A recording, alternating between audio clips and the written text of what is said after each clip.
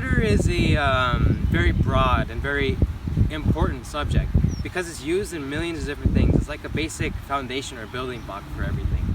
Now water can be used as a seemingly limitless source of energy. Now we can make huge dams that could power entire cities.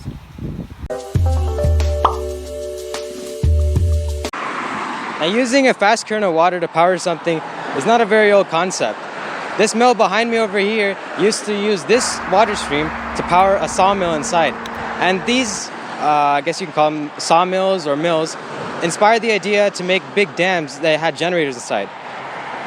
These dams will use fast-moving water to power the generators inside, dams like Niagara in Ontario and the Hoover Dam in Arizona and Nevada. Niagara alone is the 5th largest producer of power in the United States every year. And 59% of all Canadian electricity is produced is hydro. That's 382.32 terawatts out of 648 terawatts we produce annually. Wow.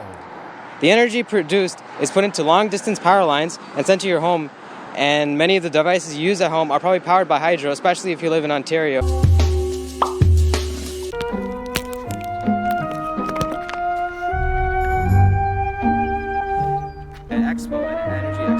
And that created so much demand.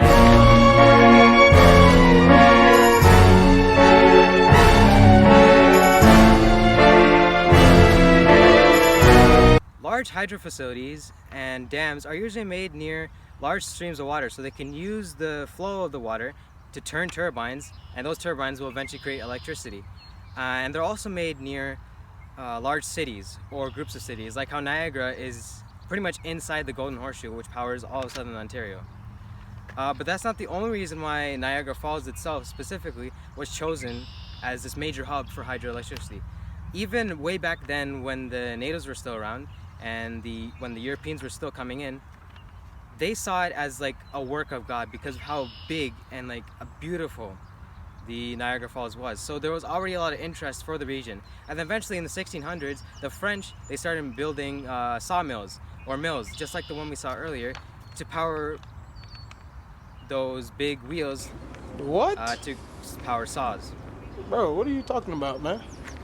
Then, in the 1800s, when we discovered that we could turn turbines and turn that into energy or electricity, there was a big mad rush to find some place that has enough energy to power these turbines. So they eventually found Niagara Falls, and they chose it as a great location. And then there was a big mad rush to get to Niagara Falls and use it as like a central hub for electricity. But then there was a mad dash for how to get the energy out of Niagara Falls and into cities. And there was already a big race between DC and AC, direct current and alternating current. Direct current was Thomas Edison's idea, and alternate current was Nikola Tesla's idea. Now I don't have to get into the details of what they are, but basically direct current is literally a direct flow of energy, and alternate current is one that goes back and forth.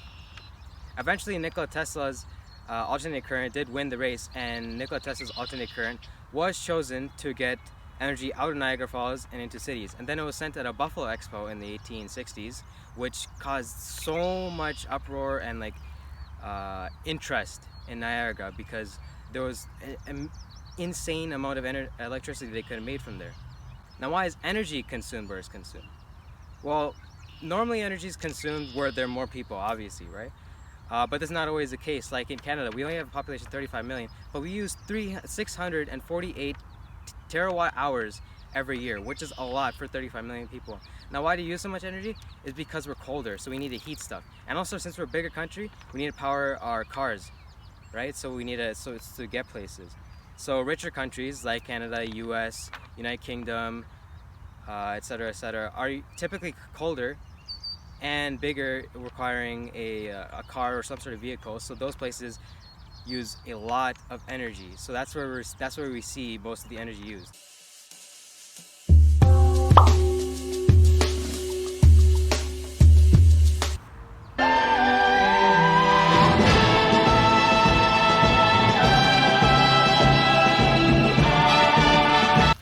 Well, considering all the benefits of hydroelectricity, such as it's a very clean energy, it's very abundant here, especially in Canada.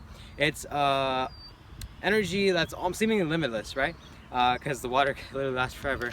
And also 50% cheaper per kilowatt hour than nuclear energy. Sadly, a lot of these points can be argued to a certain degree. Hydro dams themselves are like these big, massive structures in the way of a river stream. So obviously there's gonna be a lot of complications with the environment there, right? The fish habitat, the aquatic habitat living in there has to completely move out, or else they're all gonna die. Another problem is hydroelectricity that's produced in Canada and the United States is being sent to the same power grid.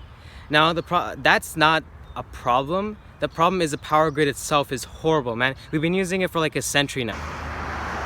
The power grid is so intertwined, and if it messes up in one place, everything around it messes up. This causes like massive blackouts all the time. Thousands of attacks happens on the power grid every year, either cyber or like physical.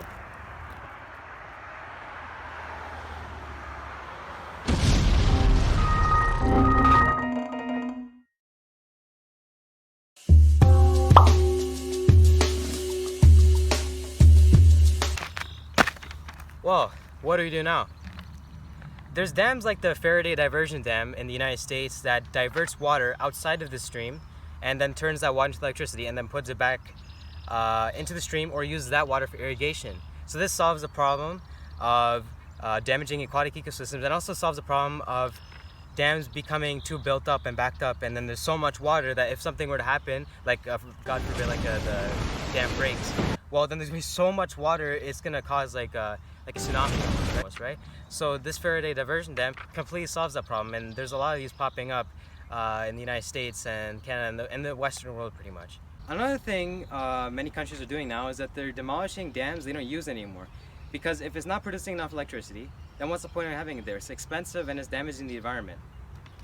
Also, the Union of Concerned Scientists have proposed ideas to fix the electrical grid, which is another big problem. What they've decided or proposed is that we make smart grids.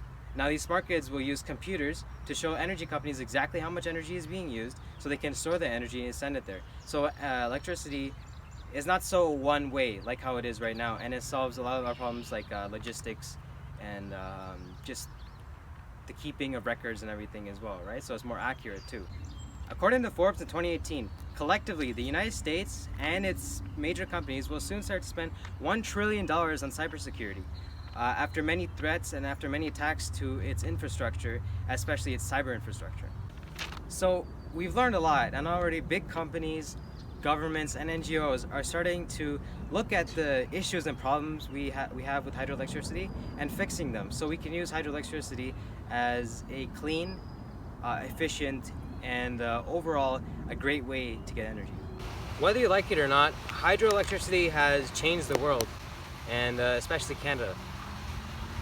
Maybe one day we can have hydro dams that are pretty much perfect, that produce a lot of electricity, have zero emissions, and is connected to a smart grid that powers energy to everyone very efficiently. If you want to support that goal, you can start buying your energy from hydroelectricity companies, which will support them and get them to develop better technology.